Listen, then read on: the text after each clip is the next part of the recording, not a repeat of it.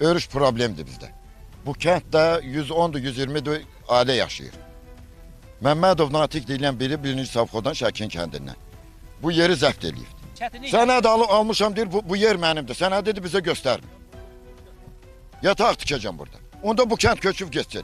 Kəndin qırağı da dövlət qoruğudur. Ağdaş dövlət qoruğudur. Bu cəmaət hara getsin? Oğuzun Çaldaş kəndinin sakinləri örüş sahələrinin zəbt edildiyini iddia edirlər. Qarşı tərəf isə həmin ərazi ilə bağlı rəsmi sənədlərinin olduğunu bildirir.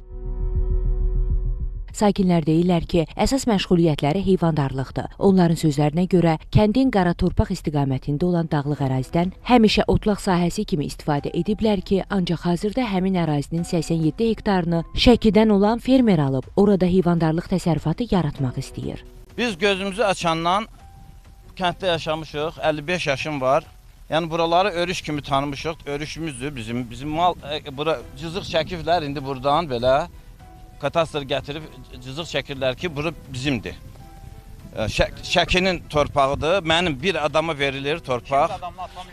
Natiq, adı Natiq, familiyanı bilmirəm, adı Natiq. Sakinlər bildirirlər ki, otlaq yeri olmadığından heyvan saxlamaq onlar üçün problemə çevrilib. 66 yaşım var, gözümüzü açıb bu örüşdə biz mal qoyun otarmışıq. Mal qoyun olmasa bu bizim cəmaət buradan köçüb getməlidir.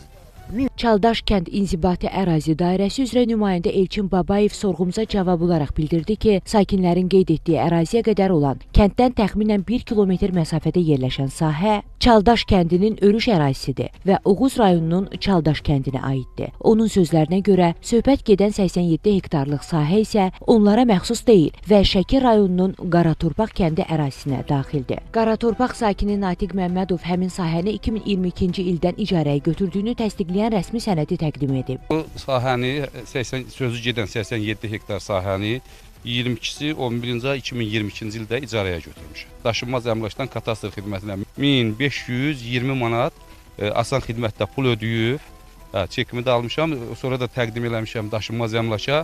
Onlar da gəlib, müəyyən vaxtdan sonra gəliblər döngə nöqtələrini vurmaq üçün. Mən özüm təsərrüfatçıyam, fermerəm. Və malımı saxlamaq üçün orada ərazi götürmüşük ki, fermamızı tikək, malımızı saxlayaq, örüşdən istifadə eləyək, bu məqsədlə eləmişik. İndiyə qədər də bütün ödənişlərimizin hamısını ödəmişik, qanuni şəkildə də sənədimiz var. Natiq Məmmədov onu da əlavə edib ki, problemlə bağlı hüquq mühafizə orqanlarına müraciət edib.